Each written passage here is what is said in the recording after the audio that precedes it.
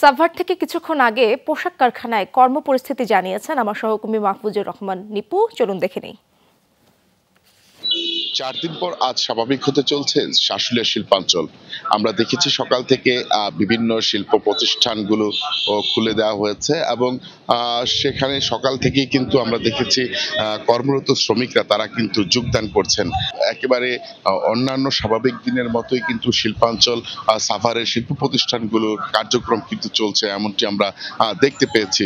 আমরা দেখেছি যে বিভিন্ন প্রতিষ্ঠানের যে স্বাভাবিক কার্যক্রম, সকালের যে কার্যক্রম থাকে তেমনটি কিন্তু আমরা দেখেছি বিভিন্ন প্রতিষ্ঠানের প্রধান ফটকগুলোতে। আমরা কথা বলেছিলাম বিভিন্ন শিল্প প্রতিষ্ঠানের কর্মকর্তাদের সাথে। তারা বলছেন যে স্বাভাবিক দিনের মতো এই শ্রমিকদের যে উপস্থিতি সেটি কিন্তু আমরা দেখেছি যে তাদের রয়েছে।